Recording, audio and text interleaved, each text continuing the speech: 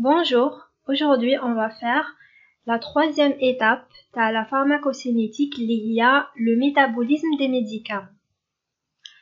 Les objectifs du cours, c'est connaître le lieu et l'intérêt du métabolisme des médicaments, connaître les réactions métaboliques des médicaments et identifier les facteurs influençant le métabolisme des médicaments.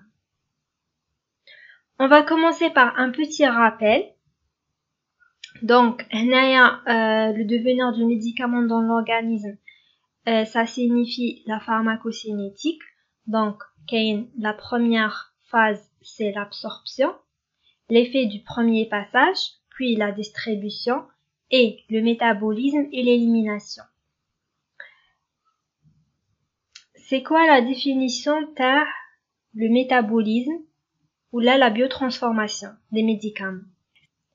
C'est la transformation du médicament par réaction chimique sous l'influence des enzymes en métabolites. Les métabolites sont les composants qui résultent de cette réaction chimique. Alors, les métabolites sont soit inactifs, c'est-à-dire mais ils un effet pharmacologique, soit ils sont actifs, soit ils sont toxiques. Alors, le lieu du métabolisme, c'est très simple. Le métabolisme des médicaments nécessite des enzymes. L'organe fait une quantité très importante, mais les enzymes ou le foie. Donc, principalement, le métabolisme des médicaments se fait au niveau hépatique. Et aussi parce que Tannic a un débit sanguin très important. Mais on peut avoir le métabolisme au niveau du cerveau, ou bien le poumon, ou bien le rein, le tube digestif, la peau, d'accord? Le lieu du métabolisme au niveau cellulaire, soit au niveau de la membrane plasmatique, soit au niveau de la membrane nucléaire, soit au niveau des mitochondries, ou là, le réticulum endoplasmique, ou bien le cytoplasme. L'intérêt du métabolisme, allège le médicament est métabolisé. Tout simplement, bêche, يولي hydrosoluble et il peut être éliminé facilement. C'est-à-dire, l'oula يكون très lipophile, après il est lipophile, après il est polaire, puis hydrophile et élimination urinaire. Les voies métaboliques. Bon, le métabolisme des médicaments se fait en deux phases, ou bien en deux réactions. Premièrement, c'est la réaction de fonctionnalisation. Deuxièmement, bien la deuxième phase, c'est la réaction de conjugaison. Bon, la métabolisation des médicaments n'est pas obligatoire pour tous les médicaments. Mais les médicaments passent par les deux phases. Un médicament, il passe par une seule phase, ou là par les deux phases. Ça dépend. On va commencer par les réactions de la phase 1, c'est-à-dire les réactions de fonctionnalisation. Ce sont des réactions qui vont aboutir à la formation soit à des métabolites polaires, c'est-à-dire hydrosolubles, donc ils peuvent être éliminés facilement, soit ils vont créer des sites de conjugaison, la deuxième phase. Donc, quelles sont les réactions de fonctionnalisation?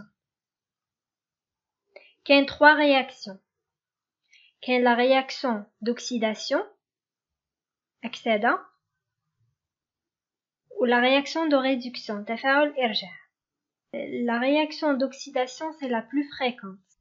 Et elle est catalysée par la monooxygénase à cytochrome P450. Pour la réaction de réduction, c'est pour les molécules les عندهم des fonctions susceptibles d'être réduites qui m'a l'aldéhyde, qui m'a le cétone et les composés nitrés et les composés azotés. Par exemple, le prednisone. Prednisone, c'est un corticoïde qui contrôle l'organisme. تكون عنده une fonction cétone. Après, qui contrôle le foie, il va être un métabolite actif, l'isomore prednisolone. Il va être réduit, d'accord, par des enzymes lysémiques réductases. Et troisième réaction, c'est la réaction d'hydrolyse. La réaction d'hydrolyse, c'est pour les molécules qui ont une lésion qui est sensible à l'hydrolyse, qui m'a l'ester, les amides et les composés phosphorés, le phosphore. Donc les enzymes, ce sont des estérases non spécifiques et des amidases. Par exemple, l'aspirine. L'aspirine a une liaison ester. Donc, elle va être hydrolysée. وراح يعطينا acide salicylique plus acide acétique. C'est très simple. On va passer à la deuxième phase, où là, la réaction de conjugaison. La réaction de conjugaison, c'est quoi? C'est un rattachement des molécules polaires et endogènes. Donc, soit il y a un acide glucuronique, ou là le sulfate, ou là les aminoacides, c'est-à-dire les acides aminés, aux médicaments, ou bien les métabolites de la première phase. D'accord? Donc, les réactions de conjugaison, ils sont catalysées par des transférases spécifiques.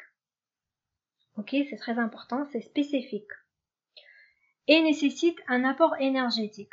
Tout simplement, la réaction de conjugaison, il y a le médicament ou là, le métabolite à la phase 1, il se trouve une molécule qui est polaire. Molécule qui est polaire. On va voir le schéma. Donc, هاودي réaction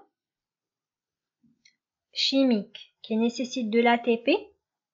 C'est le principe actif qui peut être soit le médicament ou là le métabolite de la phase 1. Donc, راح يلصق فيه soit l'acide glucuronique, soit glutathion, soit l'acétate, le sulfate,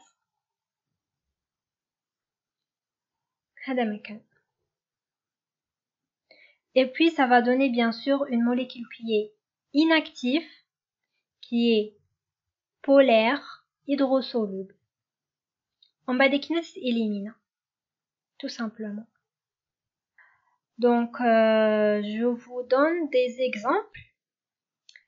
La réaction de conjugaison la plus fréquente, c'est la glucuroconjugaison, c'est-à-dire on va ajouter de l'acide glucuronique. Donc, cette réaction est catabolisée par une enzyme qui s'appelle l'UDP glucuronyltransférase. C'est les médicaments qui vont subir cette glucuroconjugaison, c'est l'aspirine et oxazépam. Kain, la sulfoconjugaison, le sulfate par le sulfatotransférase qui m'a les stéroïdes. L'acétylation, on va ajouter de l'acétate par la N-acétyltransférase pour les isoniazides. Adna conjugaison avec des acides aminés, le plus souvent c'est la glycine ou la glutamine par la L-glycine N-acétyltransférase ou la glutamine N-acétyltransférase pour les salicylates. Et puis adna la N-transméthylation pour les morphines. Et puis adna la conjugaison avec le glutathion catalysé par le glutathion S-transférase, comme le paracétamol. On va prendre l'exemple à l'aspirine. L'aspirine va passer par les deux phases. La phase où la réaction de fonctionnalisation, puis la réaction de conjugaison. Donc, elle est la molécule d'aspirine, vous n'avez une liaison ester. Donc, elle va être catalysée par les estérases pour donner de l'acide salicylique. C'est la première phase. Puis, elle va être conjuguée. Donc, elle va subir la glucoconjugaison, c'est-à-dire l'acide glucuronique. Et aussi, elle va subir la conjugaison avec les acides aminés. Et on va ajouter de la glycine. C'est très simple normalement. Donc, c'est juste pour une récapitulation.